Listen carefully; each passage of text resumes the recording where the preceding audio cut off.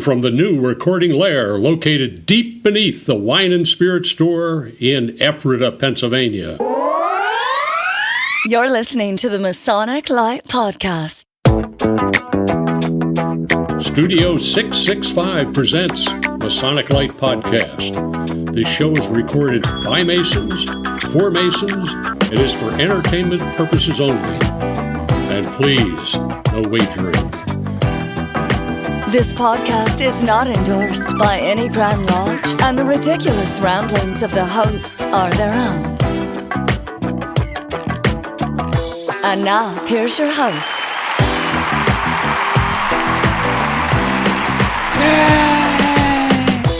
Hey, everybody. It's the Masonic Light Podcast, episode number 165. What? That's almost a round number, but not. Yeah, close. 165. And you know what we're getting close to, don't you? 500,000 listeners. Other than that. On 3 planets. 166, episode 166. We're getting close. Oh, now you're doing arithmetic. Now you're doing math. You and Josh. We're getting close to 168. And Oh, yeah. Yeah. that's a major anniversary. That's a issue. major You have to anniversary tune in coming up. and listen to figure out why it's a major anniversary. Yeah, we just or gave you a big clue. listen to the last show we put up. That's true. So tonight's episode is brought to you by our sponsors, George J. Grove and Son. Jidge. Yep. Hiram Solomon Cigars, Scott Helm Electric, Masonic Timepieces, and our favorite chocolatier, Intermezzo by Stephanie, who we got to be a taste tester this afternoon. Yes, you guys had the first exposure to a new flavor. Called Oh Snap. It's called Oh Snap. So what's the website that they can go to? It's intermezzobystephanie.com. That's original. Awesome. Check that out. Order the Oh Snap. We only sell chocolate to people who can spell intermezzo. Okay. You can Google it. Yeah. We're also sponsored by our fantastic Patreon supporters. They're the best. They are the best. And you too can be a Patreon supporter. Tell us, that, Tim, Larry? how For can as you little as $1 a month. One $1. stinking dollar. It's so low your wife won't even know about it. Right. Go to patreon.com/Masonic Light Podcast. Exactly. You can email us at masoniclightpodcast@gmail.com. Larry, turn your phone off. On X and Threads at Masonic Light. And don't forget to like us on Facebook and Instagram. I love it. I heard it. You know, some things never change. At least it's not the Phillies plan or the 76ers with the April of sports 2016. Oh, my gosh. April of 2016. We've been doing it that long, Larry. Larry. Got it? All right. Got it. All right. So, in studio tonight, we have Larry, Jack, Josh, and our special guest, the illustrious P.J. Roup, 33rd degree, Right Worshipful Junior Grand Warden of Pennsylvania, and the editor of The Northern Light, the premier magazine of the Scottish Rite of the Northern Masonic Jurisdiction. That's all the time we have now. And that is. You took it up we're with in my our titles. first break. All right. Thanks for coming tonight. We're in our PJ. first break. We're on a hard break. So I'll tell you a story offline about the incoming Right Worshipful Junior Grand Warden and my introduction of him in my lodge a couple of months ago. Nice. That was fun.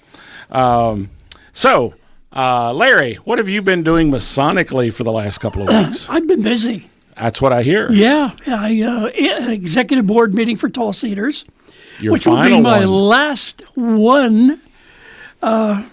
So you say. So I say Goose and Gridiron on Thursday. 18 years of that. I'm getting sick of it. And I attended lodge meeting on last night, which was really a very good meeting. Excellent. Great. So I've been busy. Nice. You know, Larry, I want to congratulate you. For what? You have served a term as a presiding officer for 2 years. 2 terms. Yep. You know, I remember us talking about how, you need to be to be a presiding officer, and you were like, "No, I don't want to do that." Rah, rah, rah. And you did it. You sounded just like that. You know, Yeah. you know why. Yeah. Pete did it. Yeah. Pete Well, talked Pete me got into you No, into Pete it. talked you into it, But you did it. I mean, Pete, you carried it. You did it. You Yeah, I did, finished. yeah. So I Finished the I- race. I am really past Grand Tall Cedar and Grand Tall Cedar. So I do have the title past. Just so you know. I'm impressed. In the scheme of things, I have no idea what that means in the universe, but tune in next week. We'll let you know. Yeah, that and 250. That's right. Jack, how about you? What have you been doing Masonically? The last thing I think since our previous recording, let's see, what was it? There was a past masters dinner at our lodge. I love it how they're all looking at calendars now. And yeah, you ruined us. The big thing for me was Junto Council AMD, which is one of my favorite things to do. It's one of those, telling PJ before we started, it's that League of Extraordinary Gentlemen that I thought we were joining when we joined Freemasonry. Mm-hmm. And it's a small group, and it's a bunch of different guys from different walks of life, and it's just a great experience to sit around the table and talk smack. Here you brought in a new member. Yeah, we did. Yes, a former guest. We're not gonna betray any names or anything. All right, just a former guest. Yeah, and the other thing Masonic choices. The only other thing Masonic is we're eating some Demolay peanut brittle off the table. Yes, we are. So if that comes to your neck of the woods, you definitely want to buy some. Do it. It's very good. Very good. It But PJ, you are a busy man. No, I haven't done much in the last couple of weeks. It's been slow. That. No, I was going to look at my phone, which I did silence before the show started. Oh, okay. That wasn't me you heard 5 minutes ago. No, we knew who it at was. the 2 minute and 36 second all mark, just or whatever lucky. that was. Knew who that You're all was. just lucky I don't have the ESPN notification. Exactly. Right. So I spoke on the 21st, something like that. Doesn't matter. October, I spoke at the Maine Masonic College, and then wandered my way down to Lexington for committee week. So in the Scottish Rite Supreme Council, active members are all assigned to different committees, and we meet twice a year outside of the annual meeting for committee week. And so I spent a few days in Lexington in Boston for committee week. And just had my photo shoot, my glamour shots for the senior grand warden today. Yes, it's almost official. Did they then. fuzz out the background? When they've got the picture, it's so close. When they've got the picture geez. and you've got the jewel on. Exactly. Yeah. It's. I don't have it in my possession yet, but I'm assured it's on my way, so that I can touch up the wayward hairs that are. If anybody wants to go back a year ago and look in the magazine, they didn't retouch anything, and my hair was a hot mess. I mean, it was which, if you're listening now, it looks good today. Headphones aside, but it looks better than it did 2 years ago when I took those pictures. And it went into the magazine, and I thought, what the heck are you guys doing? Like, why did somebody not touch up this head? Yeah, So I just saw that picture in the most recent NMJ journal we got. Yeah. And I saw your hair was like peaked. yeah. That I don't remember that guy. Yeah, that might have been a COVID do. Like I was trying on the long hair for a while, and not the long. But the hair looks good today. I appreciate that, Larry. Thank you. So, And you just revealed a title that I left out of your introduction. You're actually an active for Pennsylvania. Active member for Pennsylvania. I wasn't going to correct you. PJ's fine, as I've said before. I answer to PJ still. I was For a going to few go more with years. Majesty, Yes. but For a few more years. Yes, Your Grace, Your Highness, they all That's work. right. But, Your yeah. Grace. whoa. Yeah. I love it. I kid. So that it's been a busy couple of weeks, but the photo shoot today was nice, and it tied in with coming out to see you guys, and I just hit the table You like did I just promised hit the I would. table. I love it. All right. I silenced my phone, but I hit the table. There you It's go. $20 in the pot. Damn it. Yeah, that's all good. Joshy. I missed lodge meeting, of course. I know. I know. I looked for you. Yeah. I even bought new shoes. Black? No. Crocs. By the way, you did a great job editing last episode. Yeah, sorry about that. That's all right. There's just one little... Yeah. The scrubbing sounds. I thought I had gotten water on my phone, and my phone was doing the scrubbing, so I actually went back. And Well, I did too. I hit rewind 2 or 3 times. I'm like, wait a minute, what was that? And he had warned us about it. beautiful. That was even better. So, since our last episode, and I know a couple of you guys actually missed an item, we actually went to hear our past guests at the Academy of Masonic Knowledge after our show. Geez. I was there too. And you were there too. That's right. How did I do that? I knew you would forget it. See, I'm not she's looking at gonna my be calendar. so mad at you. Oh, Heather. Man. Heather, he forgot you already. God. No, I didn't. Man. I have a picture right here in front of me. All right. I attended the Zimbo Shrine Past Masters Dinner, which was made up of a ton of past masters from my lodge. It was like, we should just have a past masters meeting and invite everybody over. But anyway, on the 3rd, the Big Valley of Harrisburg's Capital Area Scottish Rite Club met, and that was fun. And then finally, they applaud. Eureka West Shore Lodge number 302 held its stated meeting on Monday, and we had such a jam-packed, fun time where we recognized first responders and veterans and gave out some 25-year pins and did a guest presentation of a 70-year pin for another lodge. Oh, cool. And all of that, and we adjourned before 8:45. I didn't go into that kind of detail. Well, you could have. Well, why? Can we start over? I love it. All right, so we're going to take a quick break, and then we're going to come back and talk to our guest, PJ Roup. Why choose George J. Grove & Sons for your next home improvement project? At George J. Grove & Sons, we've built our reputation on quality and trust for more than 50 years. From planning to materials to installation, George J. Grove promises a home improvement experience second to none. Whether your goal is reducing energy costs, decreasing maintenance, updating curb appeal, or simply increasing the value of your home, the George J. Grove team will recommend and provide solutions that stand the test of time. Call 717-393-0859 for an estimate or visit us at georgejgrove.com.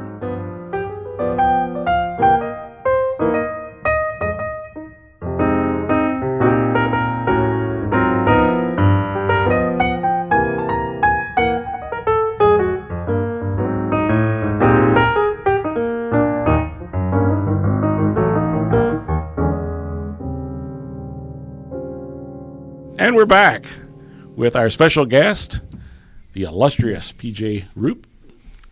Welcome. It's good to have you on the show. It's great to finally be on the show. Absolutely. We've tried to get you on, and then in the end, it was so easy. Well, your check finally cleared. Oh, that's Exactly, it. yeah. Check clear. Once my publicist said it was okay. Oh, that's right. it was- Yeah. We had to get all the disclaimers taken care of and all that good stuff. So why don't we start by, I'm sure we've got listeners that may not know you well. Why don't you talk a little bit about how you got started in Freemasonry? I can do that, sure.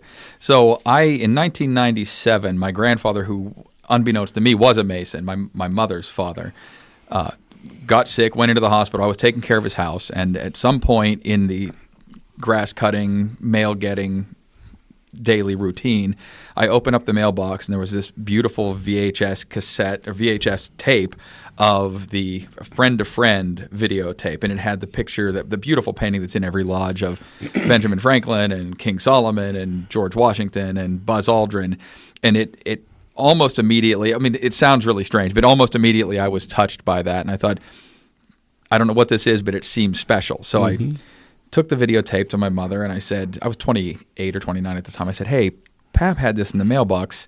Can I watch it? And she said, I don't know. You better talk to him. That's like a secret group. He's been a Mason for a long time. I don't know anything else about it, though. So I went into the hospital, took it in with me the next time I went to visit him, and I held it up to him, and I said, can I watch this? And he had a trach tube and couldn't really talk, but he mouthed, I don't know. He, of course, didn't know what it was. And he was from the generation. He was raised in 1964. He's a World War II vet, spent 11 months in a prisoner of war camp. Wow. Was a tank commander, actually got captured. He landed the day after D-Day, got captured on the 15th of June, and spent the next 11 months until the Russians liberated whatever camp it was. I should know more about that, but pretty interesting backstory on that. But it took him a little while. He's one of those guys who eventually did join the lodge. So I said, he said, yeah, go ahead and watch it. Basically, I don't know anything else about it, so watch it. And I didn't get a chance to watch it before he died. He died in August, and I hadn't seen it yet. So I still knew nothing about the Masons, but the lodge did the Masonic funeral service for him. And I pretty much got up out of my seat and I ran back to where they were all changing back into their street clothes. And looking back on it, I was such a naive little kid. I said, "Hey, I had this videotape. My grandfather got me this videotape, and I was probably talking 100 miles an hour because I wanted to prove to them that I was worthy of this organization." Because what they said at the Masonic funeral service is just, we all know it. It's so touching and it's so beautiful. And they said, "Relax. We knew your grandfather. Let's talk about this when you're everything's settled." So he died in August. I petitioned the lodge in September.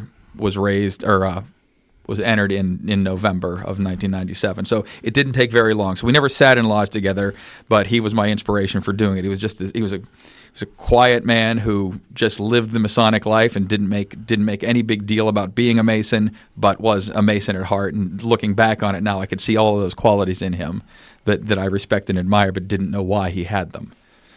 So what lodge did you join? I joined Plum Creek Lodge number 799 outside of Pittsburgh in Plum, Pennsylvania. Plum, Pennsylvania. Yes. And you're still a member of that lodge. Still a member of that Yeah. lodge. Also belonged to Lodge Ad Lucem when I became a district deputy. One of the reasons I think Ron Ungst picked me as district deputy is I was interested in traditional observance, and he had just opened Kite and Key out on this side of the state. And I had asked him during my interview about moving something like that to this side of the state. And once he picked me, he said, "I expect you to have a lodge ready to go by the June quarterly of next year." Wow, So, no pressure. Yeah, we had about 3 or 4 months to really get it up and running, but we had tremendous interest in Pittsburgh, so it really wasn't as heavy a lift as I thought it would be as a brand new district deputy. So we started at 8/12 in late 2007. Cool. And in your original lodge, you went through the chairs there, or I did go through the chairs. Yeah. So I was 1998. I was raised. I was pursuant in 1999, junior warden, senior warden, master in 2002. Okay. So quick trip to the east. Yes, it was abbreviated. So we actually had a few guys. The guy that was 1 month ahead of me, Bob Cording.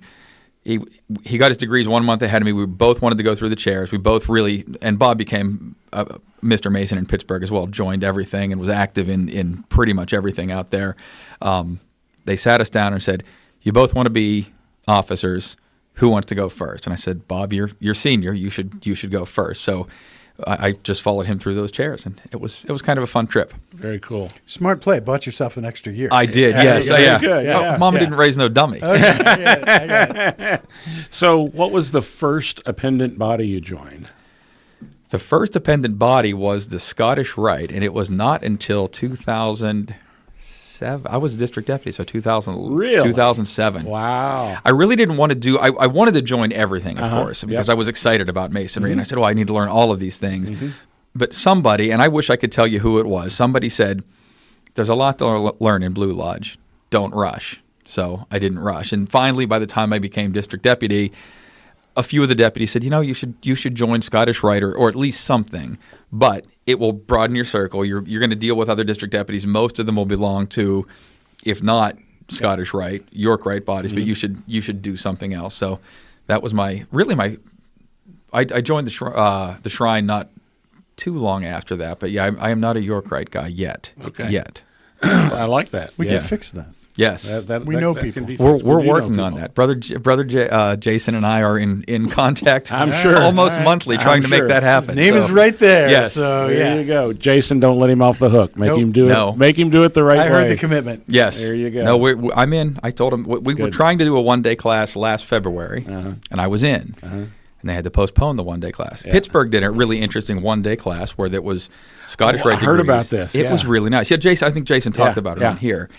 They were degrees that kind of complemented each other or told similar stories, Similar I guess. stories, not yeah. knowing what the York Rite does. I can't tell you that for sure, but I was in when it was in February, and then they moved it to September, and it was between my wife's family's family vacation and joining the York Rite, and my wife's family's family vacation won out over that in September of last year. So wise man. again, Mama didn't raise no dummy. That's right. So it'll happen. The York Rite will happen. Very cool. So you became a district deputy. Yes. How long after being master? Was master in 2002, became deputy in 2007. So Oh, five. Yeah, so a it little took bit a of few gap years. there. Yeah.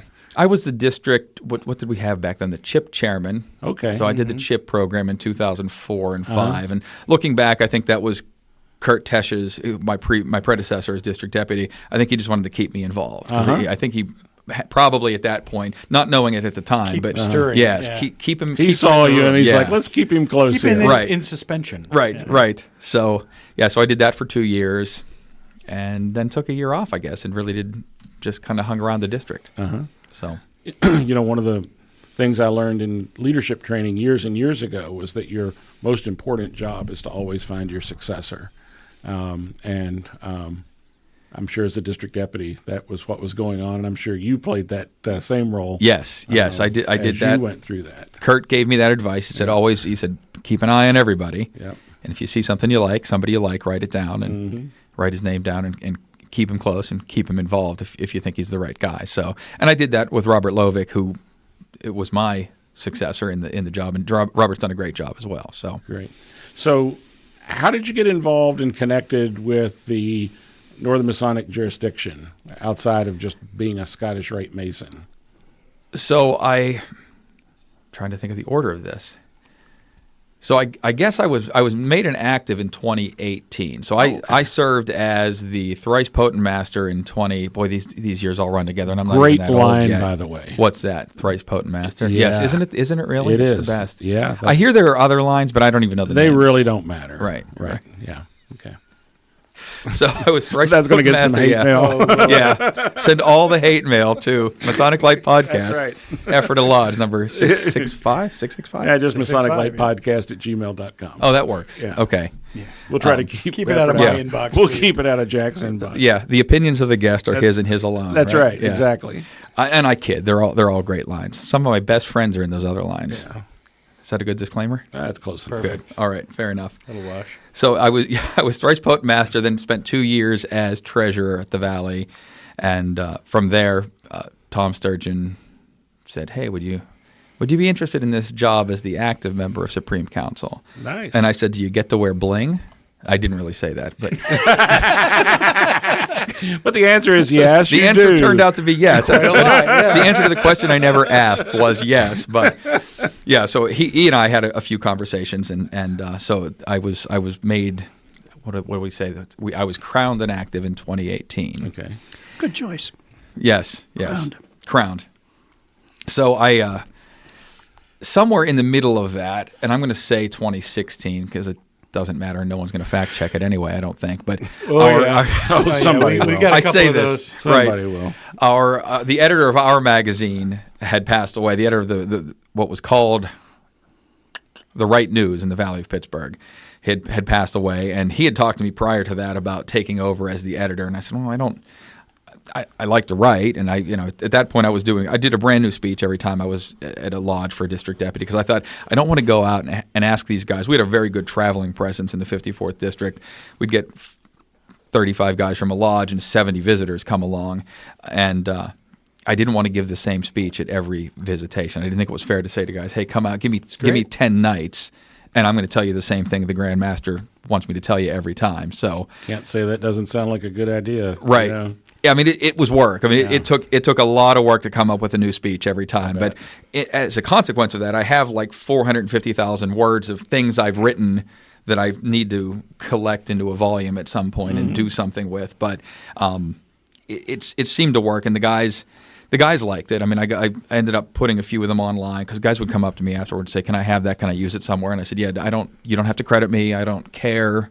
I didn't write it for the credit. I wrote it to maybe inspire somebody to take a chair or do something better or make something of themselves or look a little deeper into Freemasonry." That was, and half of my dirty little secret was that I always wrote that for me. It helped me order my thoughts about Freemasonry. Sure.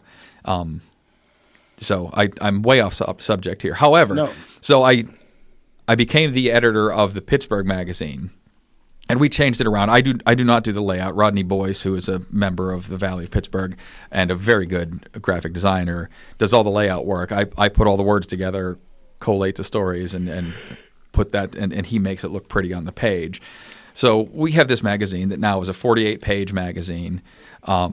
We send it up to Lexington. Copies go to all the different libraries and to Lexington. And I guess at some point it was sitting on Dave Glatley's desk, and he was there with Tom Sturgeon, and he said, the Valley of Pittsburgh's magazine is better than our magazine. And Tom said, well, why don't you hire him? So that's how I got the job. Did. So they did. So, Spoken like a true corporate raider. that's right. So I do both magazines. I do Pittsburgh's magazine and the Northern Light, and and Rodney has come along on that journey as well to do the layout. So when I took that over in beginning, I did one issue prior to COVID. Wow. And that was an easy issue, and then the next 3 were much harder to come up with what's going on. They have the around the jurisdiction section, and they wanted the idea was let's highlight something from every one of the 15 states. And boy, that was really hard to come up with. Like, there were a lot of screenshots. If you go back to like the May issue of 2020, there's a lot of Zoom screenshots as our around the jurisdiction section. Issue. But yeah, pretty much it was a Zoom issue. So so I think I'm 5 years into that now, I guess. Somebody can do that math, but a long time into it. I'm enjoying it. It's a lot of fun. You did a great job, and I understand that you were recently nominated for a pretty major award for one of your yes issues. You've done some research, or at least read the magazine that just came out. Good, yes. Read it. We received a bronze award at the Amplify Awards, which is a national award show for media publishing company, association publishing companies. So it's all the media that's associated with nonprofit associations. So we're up against groups, and I didn't know this when we submitted there. We're up against groups like AARP, and and our problem is they go by group size. So we're over 50,000. So we're up against all the big people. So to win a bronze for the cover, it was the cover that had we had an amateur astrophotographer who did some just stunning work. And so the cover was the Orion Nebula, and so we won a bronze award for that. So I was pretty happy to bring home that little bit of hardware. That's exciting. Very cool. There's a pause waiting for Jack or What? Larry. No, you're doing wake great, up. dude. I'm just hanging on. I'm right here. I was really impressed with the interview of the Brigadier General from the last remaining Tuskegee year. That was fantastic. Thank you. He was such a neat guy. Wow. He was so neat. I had prepared the last 2 issues. I'm really happy with both of them. So we had two issues ago. We had Chase Wilhelm, who was the Army chaplain who went over to the Ukraine and started driving people back across the border right at the beginning of that war. And he was extremely well spoken, great interview. And I would fly up to Lexington. We'd bring him in. We'd do the interview. So there's a video version of that interview, or a short video version of almost a 2-hour interview with him. And the same thing went with General Woodhouse. And General Woodhouse, with both guys, I had prepared a whole list of questions. I did the background work, kind of like you did with me. And I have all these. When did we do that? I said that in all seriousness. It was during dinner. Oh, okay. So I had all this homework done. I told you I go off script sometimes. Oh, you're perfect. I had asked General Woodhouse. So I had maybe 15, 20 questions ready for the general. And I explained to him ahead of time, the way we wanted to do the interview, cut the video together, was without me in it. I wanted it to be just his story. So I would explain to him beforehand. I said, now when I ask you a question, don't just answer it by restating the question somehow. So if I say, tell me about your childhood, don't start right into it. Say, well, in my early childhood. So I walked him through that. He said, okay, that's great. Walked him through the first couple of questions, and we started rolling. I asked him the first question about his childhood, and he looked right into the camera. And I also said, look at me. Just look at me. Don't look into the camera. And I'm off to the side of the camera. He looks right into the camera, and he says, my name is General Woodhouse. You can call me Woody. And went off from there. He went 90 minutes I never asked him a question, and he never stopped talking, and he covered every single thing I was going to ask him. He told an entire life story without a damn cue from me. That's awesome. At the end, he said, "Is there anything else you'd like to know?" And I held up my sheet, and I said, "Woody, you answered every one of these questions on this sheet of 15 or 18, whatever it was, questions." And but he was a neat guy, and it was really hard to keep that story. I mean, I didn't keep that story short. Typically, we shoot for about 1,500 words for a story because I think that's an attention span for most folk. But this ended up being close to 3,000 words and a ton of great pictures of him and great pictures of the mural that they did in Boston Logan Airport for him. So it ended up being an 8-page spread, which is the biggest we've done so far. But I'm glad you liked it, and I hope I did him justice. He was a neat guy. Yeah. Larry especially likes it when you use lots of pictures. Exactly. Yes. No, actually, I didn't really look that closely at the pictures. I was just fascinated with what he was saying and what you wrote. Oh, thank you. It was really great. I could have written probably another. I mean, it was hard to pick the best stories because the story about the high school that he wanted to go to and how really it was basically like, well, black kids can't go to this high school. And the story about how he had to eat behind a shoji screen in the officers club because they didn't want to let a black man eat with the officers. I mean, it was amazing the things he went through and the dignity that he just kept. He kept strengthening himself, and he talked about his spiritual backbone and how all of this purposeful pressure to push him down really just strengthened his spiritual backbone. And I mean, just a neat guy. Great story. Thank you. How do you get these ideas for the stories, and how far out are you planning these issues? I'd like to say we're really far out, but we're typically about 2 issues out with the stories. I mean, now, and that can pivot at any time. If we have somebody that pops up that is a great story, and usually where that comes from is we'll scour the internet, and I didn't tap the table that time. I tapped my guest tag, but that was me. Thanks for covering. We'll scour the internet and look through the Facebook posts, and sometimes we'll see something that piques our interest, and we'll follow up with that valley. And I think that was where Chase Wilhelm came from, and I think one of the actors from I guess the Valley of Boston, one of the Massachusetts actors said, "Hey, this guy is a really he does a great talk. He's a really interesting story. We should feature him because he's one of the last surviving." When I asked him that question, he hesitated a little bit. He said, "I think there are other guys who are still alive. I just don't think any of them are really ambulatory." And he's 96 and a half. And he did remind me that after 90, you get to count the half years again. Before you're 6, and after you're 90, you get to count the half years because they matter. So, which I just You're getting close, Larry. So they come from all over the place, and really anybody that has a story, write to me at editor@srnmj.org and tell me the story, and if we can feature it. I mean, we started this Beyond the Quarry section, which is Masons doing non-Mason things, and well, I mean, I guess they're all Masonic things because they do it because of who they are, but there are a million of those really good stories. We just need somebody to point us in the right direction. I'm happy to do the legwork, but I need to know that the guys exist.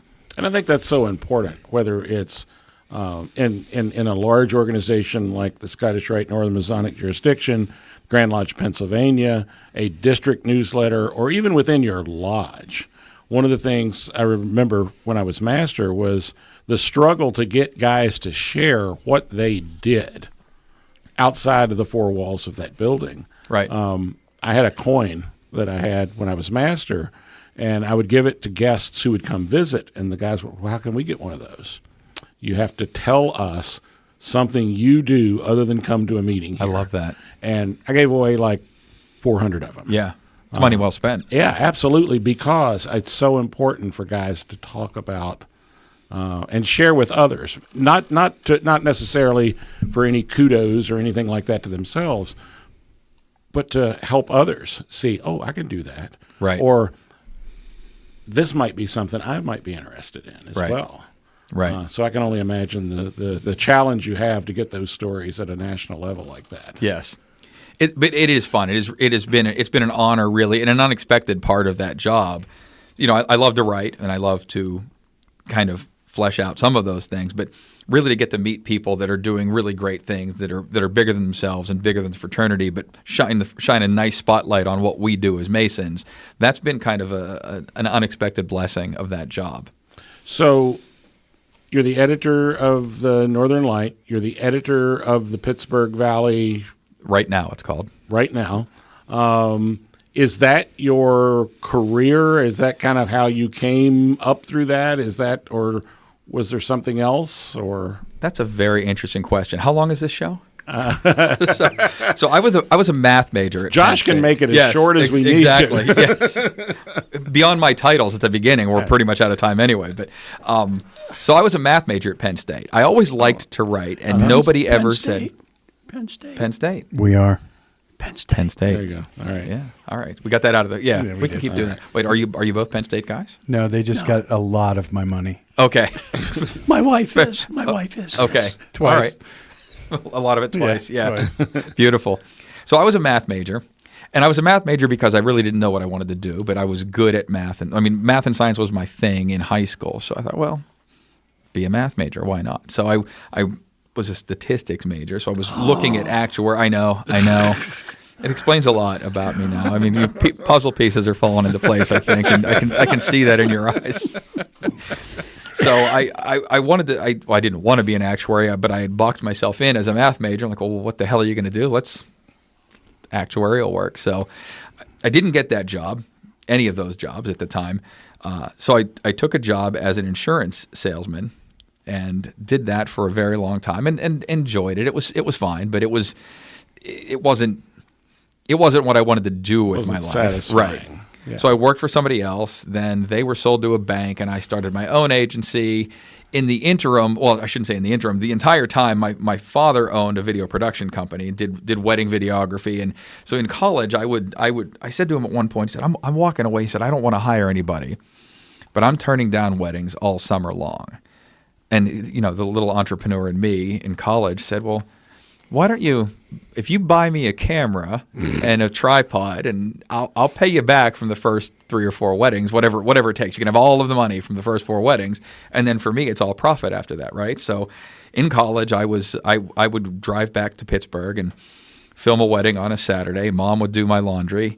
I would get all my meals at home, and I would come home with $400 cash in my pocket, and minimum wage was $3.15 at the time. Yeah. So, my roommate would turn burgers down at the little burger stand in State College. I forget the name of it now, but the really famous little burger flipping place, the old 50s diner, and come home stinking of beef grease and French fries, and he would make $8 for the night, and I would come home with cash. And so once I got my real job, I said, well, why would I stop doing this?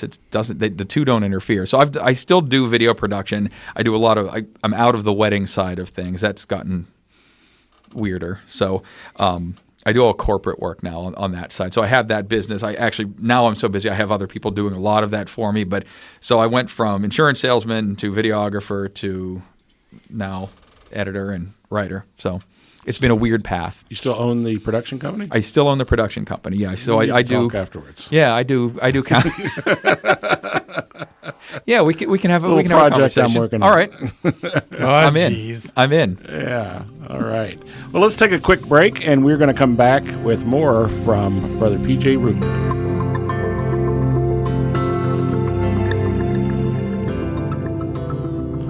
As far back as the mid-1800s, records exist describing the pre-meeting tradition of brethren smoking cigars during and after gatherings. To this day, the practice of smoking cigars remains very much alive in many lodges. This custom is considered a time for brethren to relax, exchange ideas, and enjoy the simplicity and fellowship that is the very essence of our brotherhood. This is what Hiram Solomon Cigars is all about. Our starting principles are to bring Masonic brethren together in the harmony of a good cigar. Pull up a chair, sit back, light up any of our premium cigars, and enjoy the history. Hiram Solomon Cigars can be found at fine cigar retailers. For a complete list, visit HiramSolomonCigars.com or check them out on social media to find out when they'll be at a live event near you. Hiram Solomon Cigars is pleased to be the official cigar of the Masonic Light Podcast.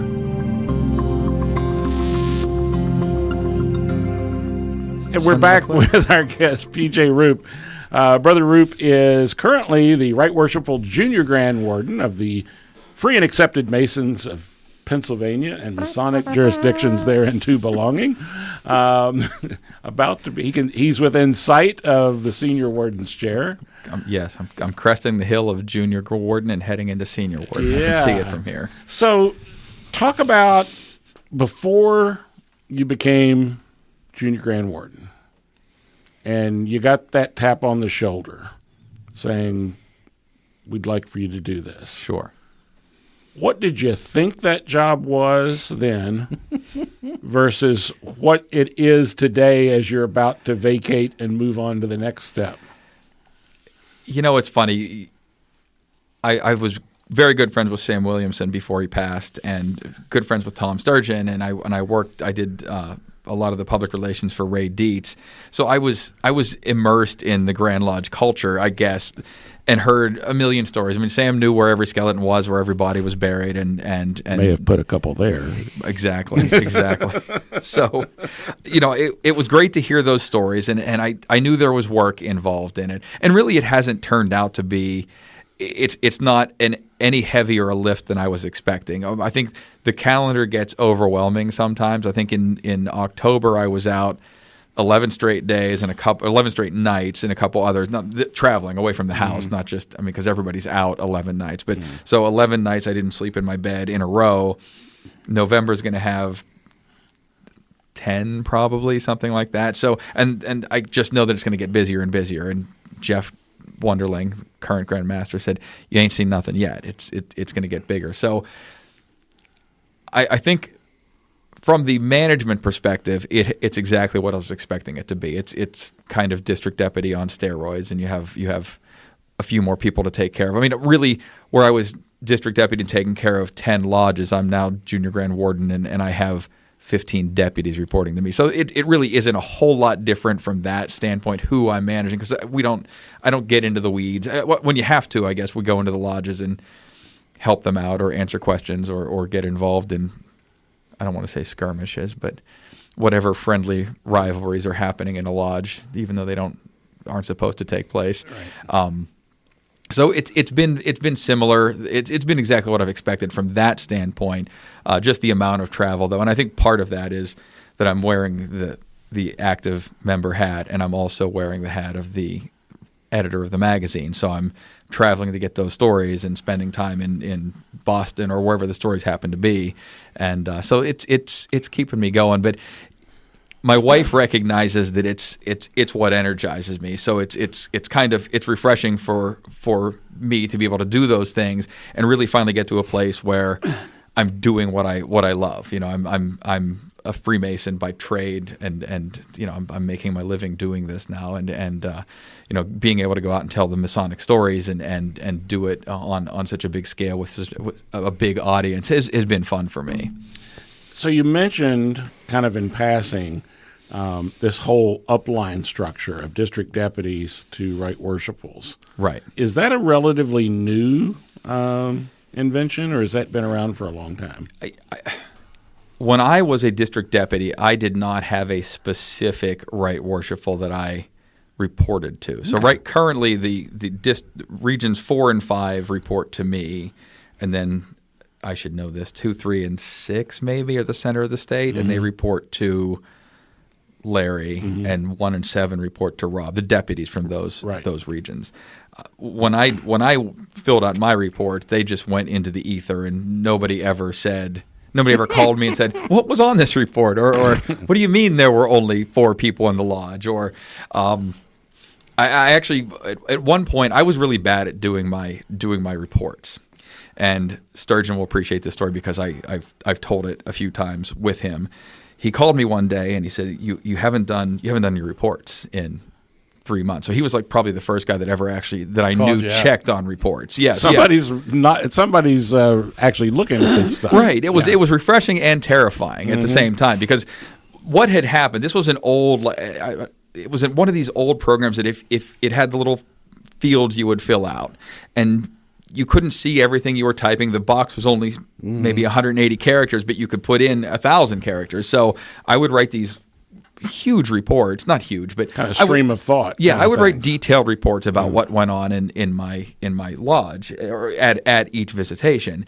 And I remember at one point we had our first, maybe this was my second year, we had our first group visitation with the Prince Hall Masons, and it was a really big deal. We had George Calloway, who was Grand Master at the same time as Sam Williamson, and they were the two that got the youth groups to talking, because at that point everybody knew they weren't ready to get the real Masons, the adults together. The adults weren't mature enough to get together at that point, but the kids were. Yeah. So they were kind of the masterminds and laid that foundation. So George was there and Sam was there, and it was a big deal. And I wrote this really long report, and I think I either got a phone call or Gail, my wife, said, come up and have dinner, and I left the report open, and I came back down, and I hit submit, and it had logged me out of the system, and it had timed out, and I lost everything. And I had thousands of words, and I thought, oh, you dirty, yeah. So from then on, I would write my reports in a Word document, and like every 3 months, I would copy and paste them and get them all done. So Sturgeon calls me actually, to make the story even better, Sam calls me and says, Sturgeon's fit to be tied. I said, why? He said, your report, I guess he's looking at your reports aren't done. I'm like, well, they're all in a Word document. And I was on my way home from work. I said, they're all in a Word document. They'll be done in 10 minutes after I get to the house. I can copy and paste them. So Sam says, well, just be ready. Sturgeon's going to call you. So hang up one call. Sturgeon calls me. He's like, your reports aren't done. Like, I know, Grandmaster. They're done. Yeah, go back in 10 minutes, 15 minutes, they'll be finished.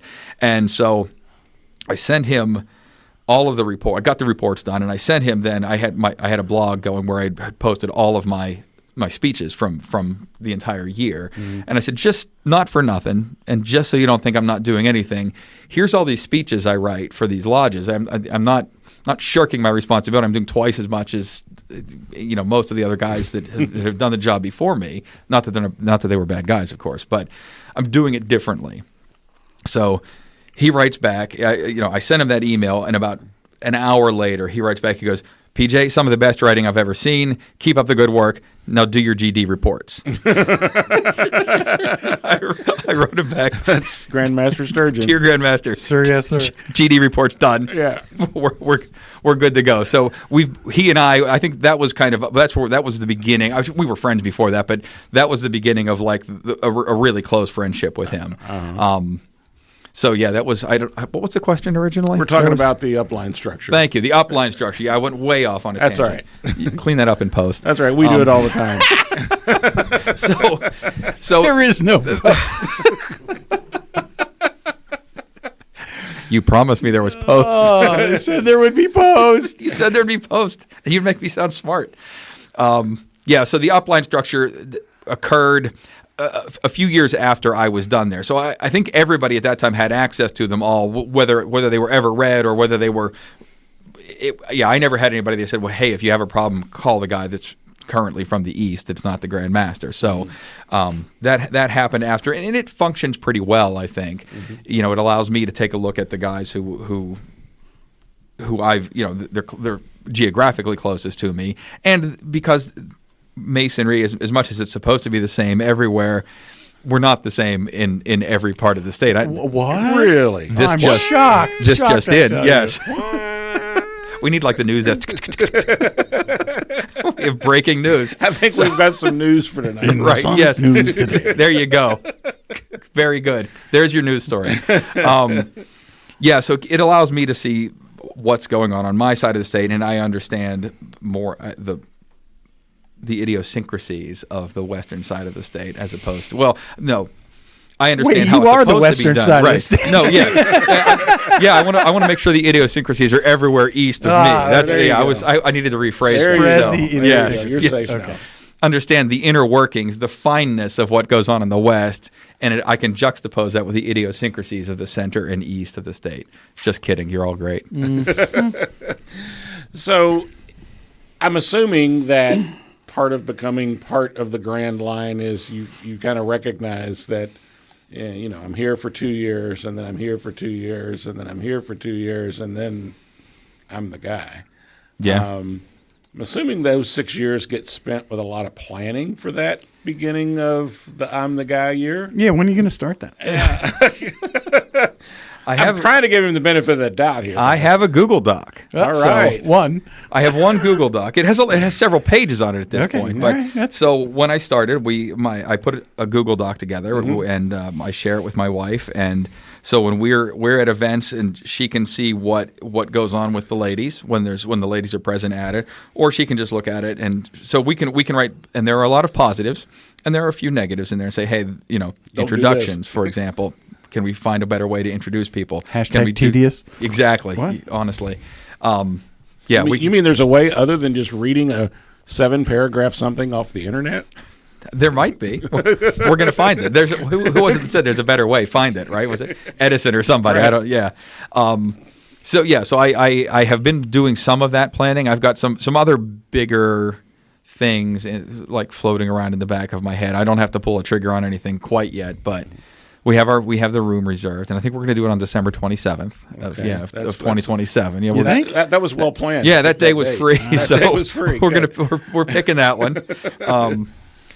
So it does take some planning, and I'm not to the place where I need to start panicking yet, but I'm keeping a running log. You can feel the noose starting to tighten just a little bit each passing day. Yeah. I will say that the first 2 years, it's hard to believe that 2 years have gone already. That has blown my mind. I feel like it was a week ago that I was taking that oath in Pittsburgh. So, it has flown. How wild is it to climb up on those steps to the altar and do that obligation? It was surreal. Full of 1,000 people. It was surreal. And I think I did it right. I hope I did it right. But I worked on that. Josh has the video of it. We can look at that and double check. I have the text version. He remembers it well. That was kind of a moment. And to look back at that, I think it's interesting. I can see kind of almost that same childlike awe in my eyes as Rob conducted me to my station, as I feel like I had when I ran up to those guys in 1997 and said, "My grandfather said I could watch this tape. Can I watch this tape? And can I be a Mason?" It's a weird little full circle kind of thing for me. But that was something I didn't think would. You join the lodge and you don't ever think anything like that's going to happen, and when you get there, it was How did this happen? Yes. Yeah. Why did I keep saying yes? Exactly.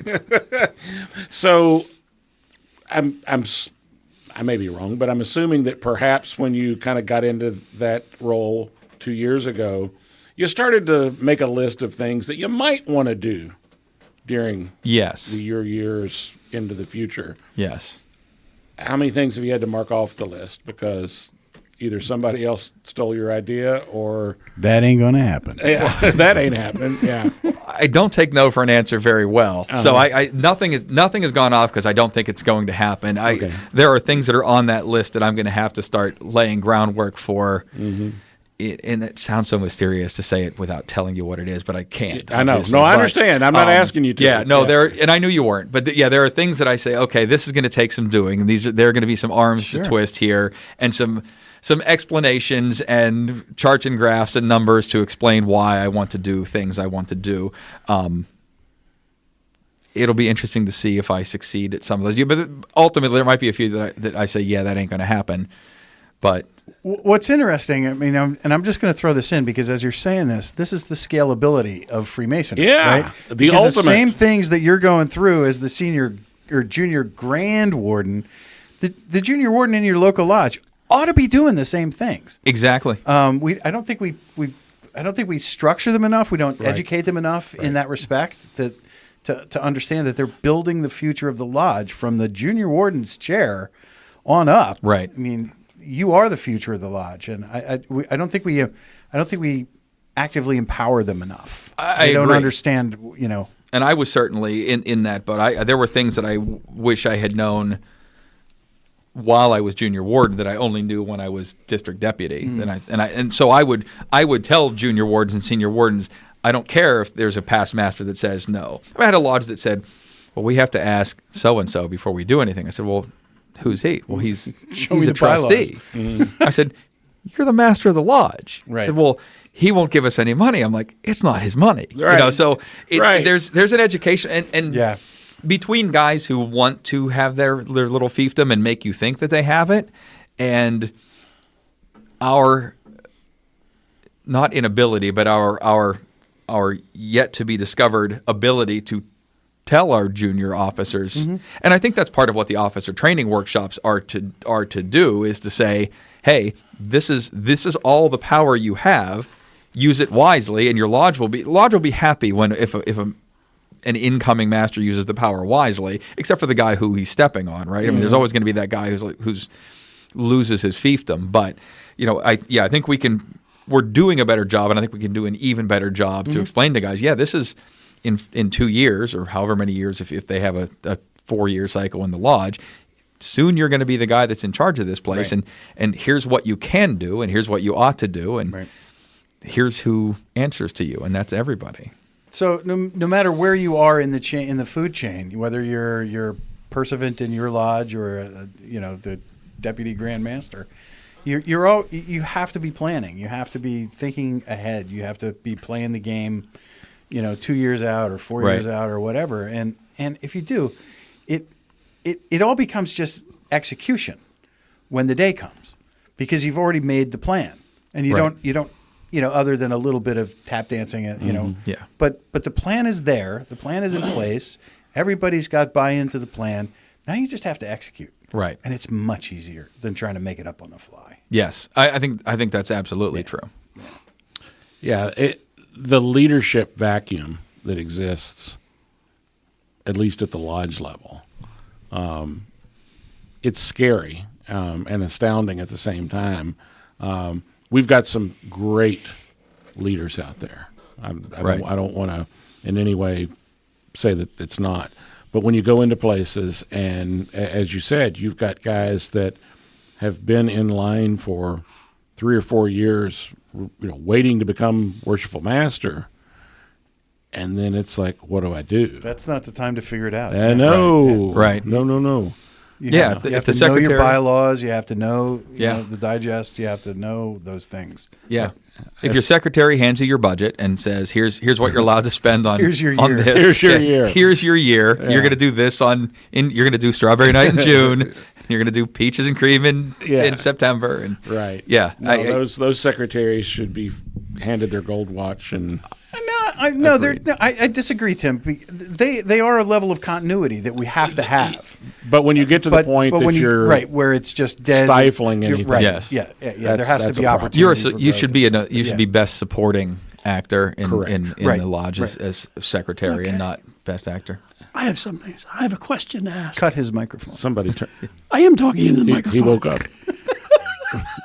This coming Saturday, Michigan comes to Penn State. Oh, gosh. What's your prediction? Well, since the new Sovereign Grant Commander is from Michigan, and I'm a Penn. No, you know what? The beauty of this is this episode will air 2 days after that game. Oh, see, can we cut the right answer in? Can you record two answers? Yeah, there you go. I think Penn State's going to win by a score of. And I also think Michigan's going to win by a score of, and then some other voice can be laid in there, right? You can exactly. There you go. No, I'm obviously going to root for Penn State. Now, my brother did not go to Michigan, but he is a Michigan. He lived up in Ann Arbor for a while, so he is a diehard Michigan fan. So we will be rooting against each other this week. Yeah, you get a disease if you live up there. It's terrible. Exactly, like the Kelseys. You turn blue. Right. So I will be pulling for Penn State, but I worry a little. It's at Penn State, though, right? Yes, it is. Yeah. So, all right, I'm gonna predict the Penn State win. That's a 4-point advantage. Anyway. Exactly. Yeah, that's true. That helps. All right. So I think we're going to take one more break here, and we have a special presentation that we're going to do. We're gonna confer a degree. We're going to confer a degree on the show. I'm scared. Let's see how many letters from Grand Lodges we are about to get. We're going to confer a degree live on our podcast. Which isn't live. Let the letters flow. We'll be right back. All right. Hello, I'm Austin Shifrin, and welcome to Bone and Marrow, a short segment of Masonic learning. This segment is entitled 24 Precious Hours. We have a lecture and a symbol in Freemasonry where we talk about time management. It isn't particularly important which degree this is attached to, nor what the symbol is, because I feel like this is one of those subjects pertinent enough to handling modern life that it should be discussed as broadly as possible. For the last 20 or so years, I have only ever held what are considered 9-to-5 jobs. I've been a guy working on a computer at a desk in a cubicle, the sort of arrangement you might see in, say, Dilbert.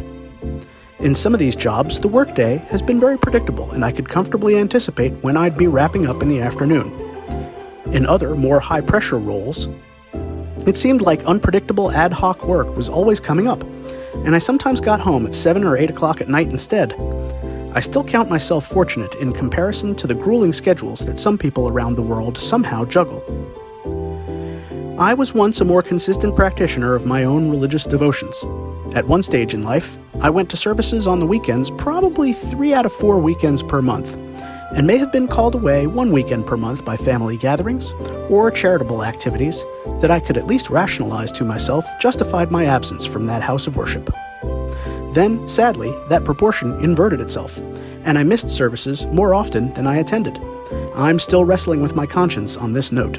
The time that I devote to the necessities of sleep and nourishment is catch as catch can for the most part. Realistically, I probably get around 6 hours of sleep a night. I sometimes have a half hour for breakfast, or it's eaten on the run. Lunchtime has become very unpredictable.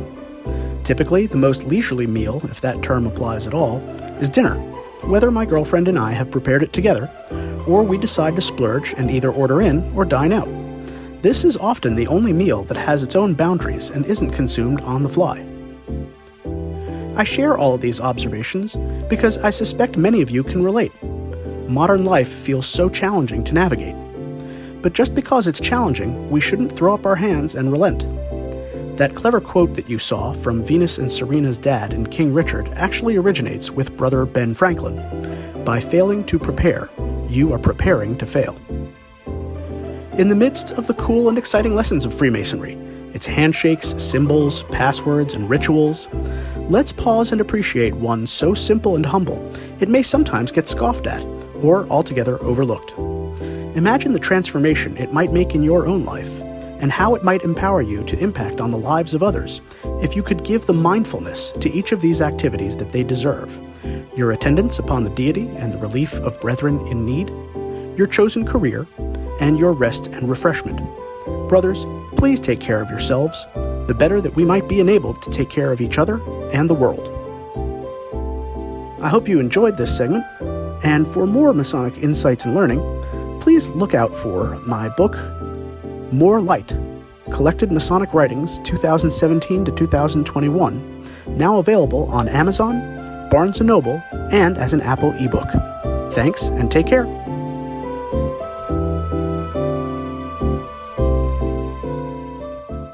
And we're back, and we promised you before we left that we were going to confer a degree tonight. Now, as we were preparing for this recording session tonight, we met with PJ, had a bite of dinner, and he was asked, "Are you a turtle?" And he replied, what?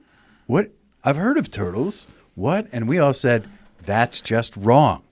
So, those of you who are already turtles, say to your phone or listening device right now the answer to this question: are you a turtle? All right. Okay, correct. Some of you got it. Most of you got it right. Some of you got it right. Some of you owe me a drink. Right. So, the history of the ancient and honorable order of turtles is this. During World War II, at an air base in England, there were some officers sitting around just mumbling about stuff, and they were reflecting on the fact that there's all these mooses and elkses and orioles and eagles and all of these animal groups, and we need a fraternity. We need to create our own fraternity. What could be a noble animal for us to emulate in our lives? And they decided that a turtle can't get ahead without sticking its neck out. I like it. Okay, so that's where it all began. According to legend that has no basis in fact, that's where this starts. So, in order to be made a turtle, you have to answer a series of questions that will demonstrate to us the innermost secrets of your character. And I'm doing it in front of the world. By your answers, we will know the inner PJ. Okay? And for our listeners at home that are not turtles, If you are not yet a turtle, you should write your answers down. so that you can be made a turtle in absentia. Right. So at the end of this, we can give you the secret word and all that stuff and tell you what website to log on to get a dues card. So Wait, am I going to add this to my copious dues later? no, there is not no paid yet. There is Oh, there fair is no enough. fee for this. There Okay, is no good. fee for this. Yeah, I can afford that. Right. So 4 questions that will determine the nature of your character. First thing that comes to your mind. Before Yeah, you start, first I'm answer- terrified for the record. Good, you of should all be. of this. First answer. First question. Okay. What does a woman do sitting down that a dog does on 3 legs and a man does standing up? Oh, this scares me. Yeah. Okay. So this will tell us a little more about who you are. So a woman sitting down, a dog on 3 legs, and a man standing up. Well, I know I'm not supposed to say go to the bathroom, but Well, that's an appropriate That- answer. that Clearly the tells answer, us yeah. something about I feel like I you. should know a better answer than a that. better answer might be shake hands. Shake hands. Okay, fair enough. Okay, see where I see where you're going. Yeah. All right, there we go. Yeah. Second one might So- be a little easier then. Okay. The second thank question. you. What does a cow have 4 of and a woman only 2? Legs. Ah, nice. Thank you. Well Thank you. played. Yeah. All right. Well played. Okay, this is one of the harder ones. Oh, compared to the first? Yes. Oh, dear Lord. A 4-letter word ending in K that means to have intercourse. Oh, I got this one. Talk. That is correct. Whoa, man. I'm a writer. There you go. Yeah. That's good. That We may was not that was made for me. That's good. may All right, not I want a actually show let of him in. hands from our listeners. How many of you actually got that right? I don't see even that. You're There's lying. one over I there. see you. Yeah, it's the I don't magic think That there's was too word. lying. many. There aren't too many. All right, final question. What is it on a man that's round, hard, and sticks so far out of his pajamas that you can hang a hat on it? Oh, dear Lord. Come on, I should know this. His head. That would be correct. There it is. Those were good questions. All right. Yeah. I'm all mad right. at myself for not getting the first There one. you So- go. We'll clean that one up in post. So this, Shake hands.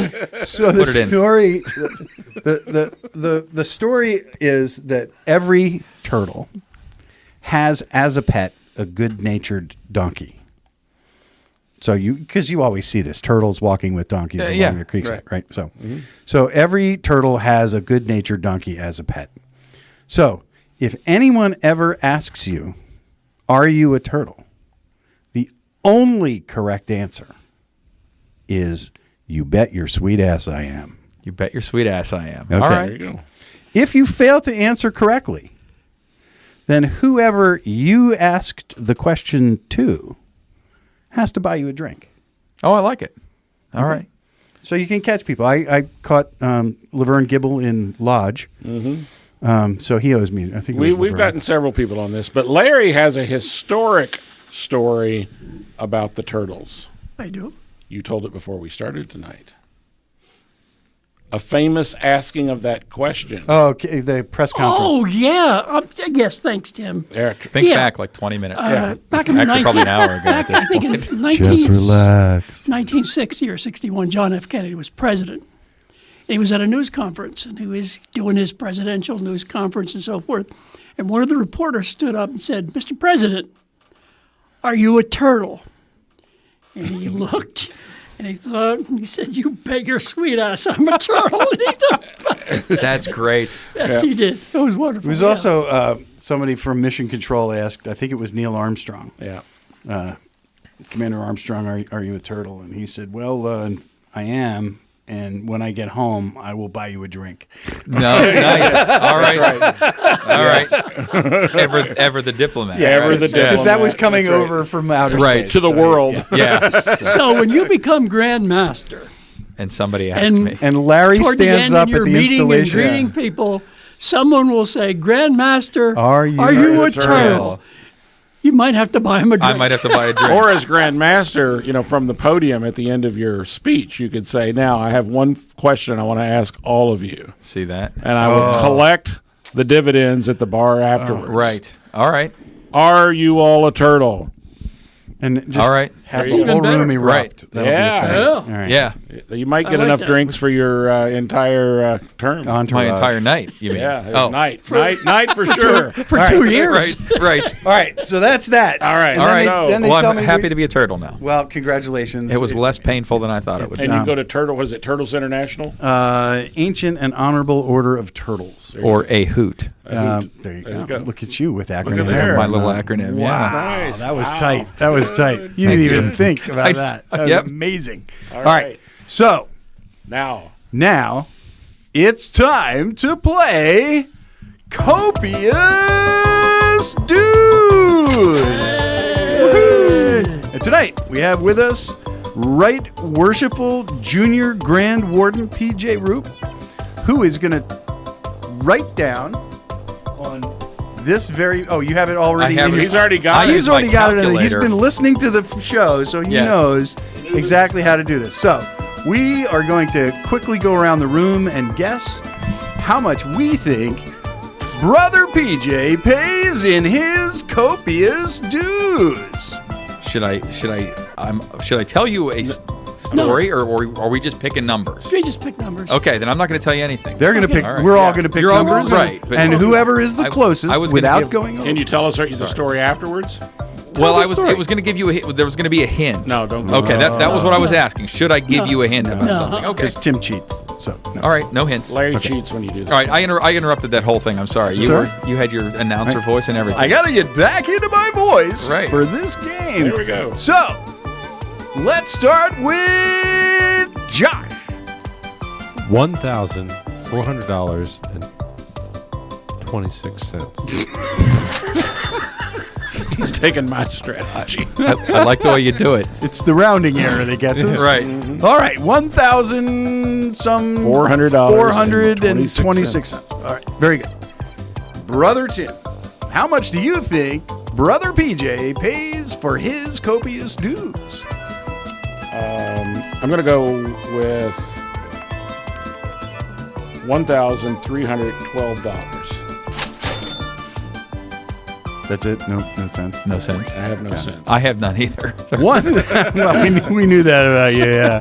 you $1,312. Is that correct? Yep. Larry, tell us, what do you think Brother PJ pays? Here's the thing. Just give us a number. No. Larry's only said two words tonight. Let him talk. He's not a member of the right. So you were paying Therefore, attention. he can't be a Templar. He's not a member of Grotto. Right. He's not a tall cedar. He's not an A and Right B. there, there's $400, $500. Right A and there. B, right? I'm going to say $656. Larry, well played.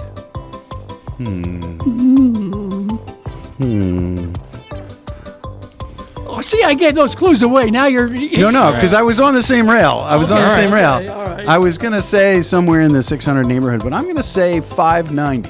Whoa. Okay. All right. Okay. So, Brother PJ, are we going to rehash? We don't need to rehash. We don't need to We're going long. Brother PJ, tell us, Short version.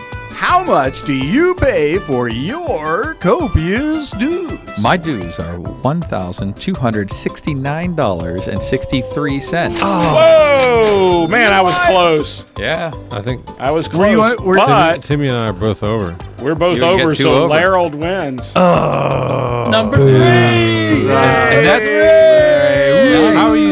How do you win so often? I don't know. and that's without all the Yorkite bodies. That's so. right. That's right. That's Well, impressive. I have my TO Lodge and I have the Jesters.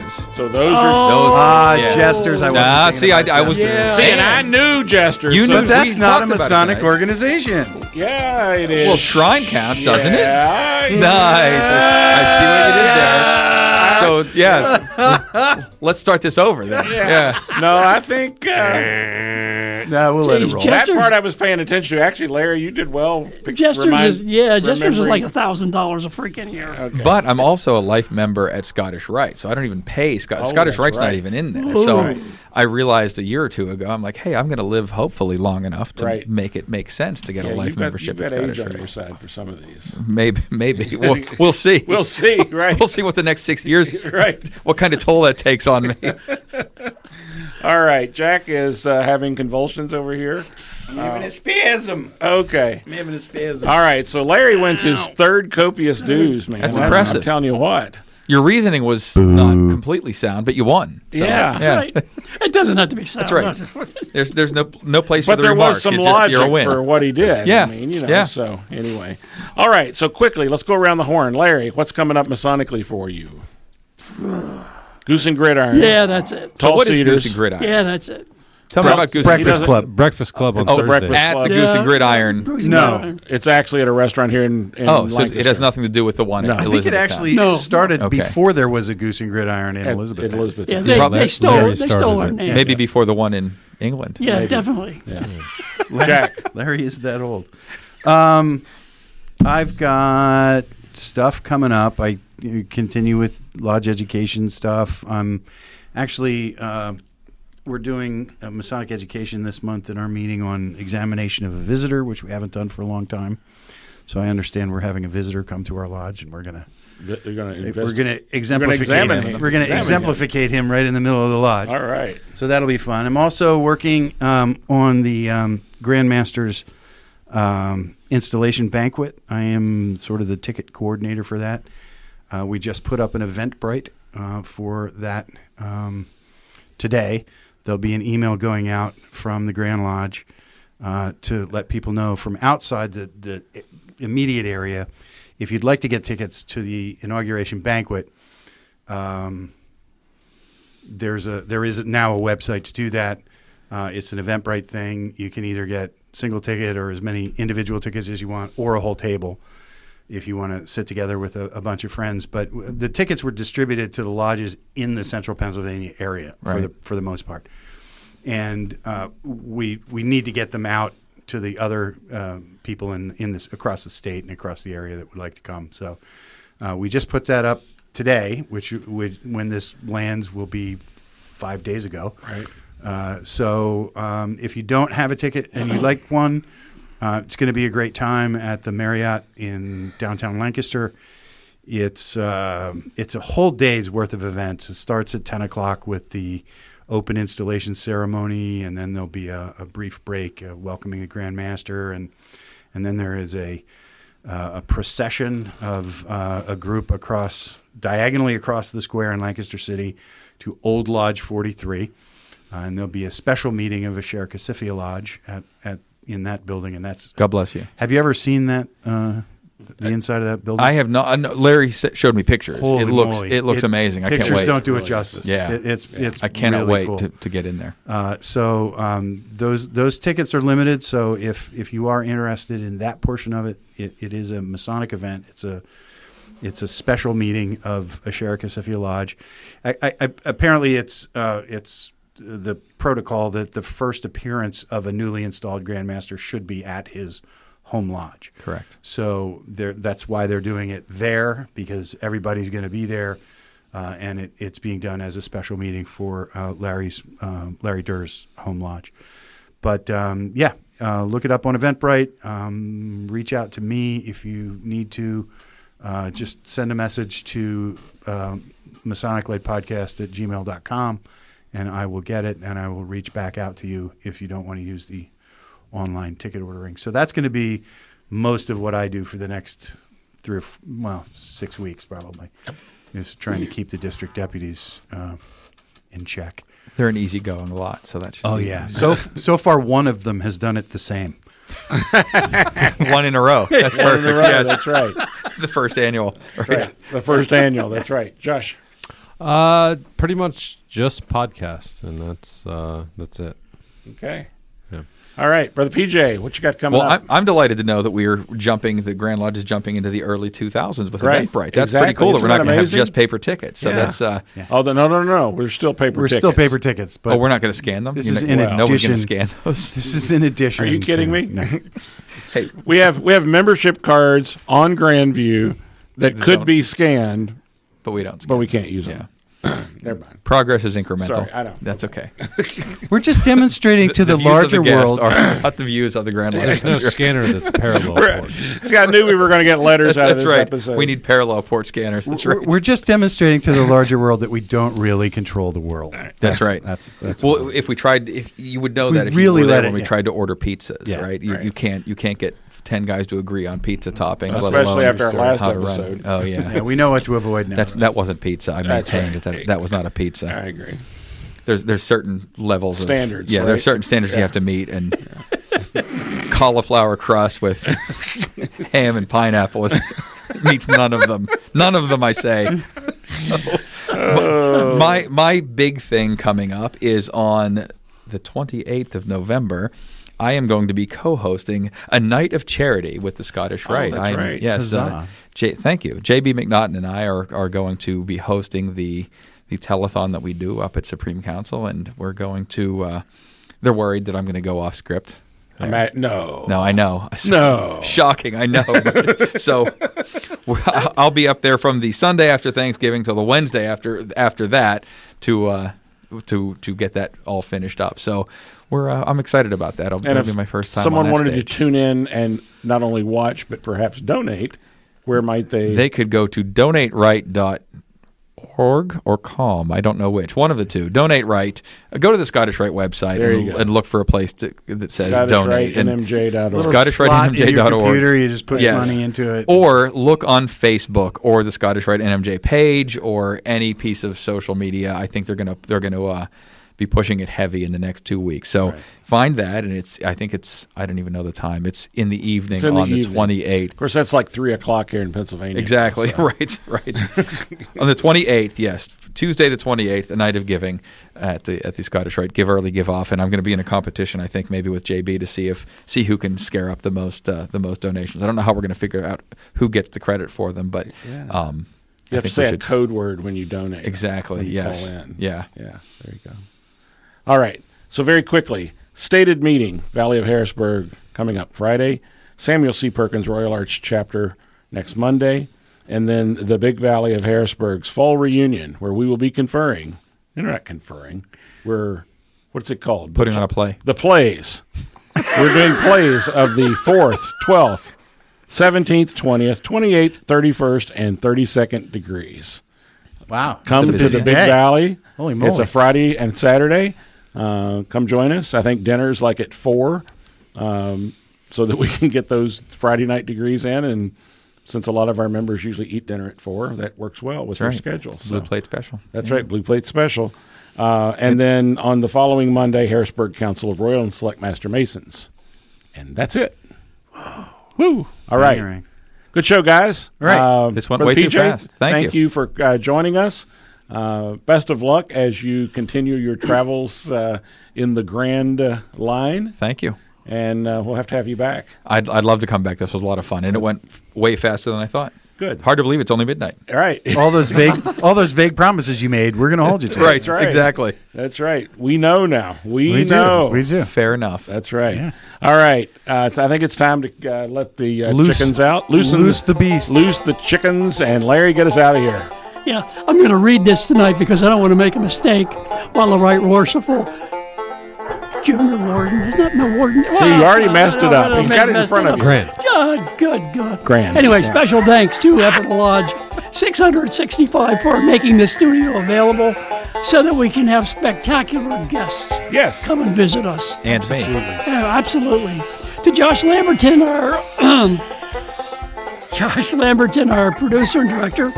Jack Harley, our news director. I shouldn't be reading this. Tim Dedman, our marketing director. And to Michelle Snyder, who is going to be doing more shows. Excellent. Douglas Maiden. Here she just wrote a book. And Austin Shifrin, our Masonic Light contributors. We thank you for all the work that you've done over the past couple of years. And also to our Patreons. Sometimes we don't thank them enough for what they do. Why don't you do that, Larry? Yeah, I'm thanking them right now. So good idea. That's a roundabout way of saying thank you. That was pretty direct. And also to our listeners who always make doing this show worthwhile.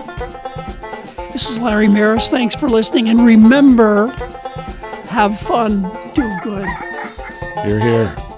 Number 1 in Uppsala, Sweden. We need to Hoorah. send a hailing sign out to Ima Blather. We haven't heard from her in a long time. She retired, you know. Did she? Yes, Okay. yes, 'Cause actually. we never got her on the show. And actually, MI6 has been investigating her for the past few years because they think she had some Soviet-Russian links. I can't believe that. Not Ima, but anyway, there's some serious stuff going on. Bye, everybody. This is Tim. Good night. Larry's been taken away. Love how we wound up. Larry has left the building. Oh, my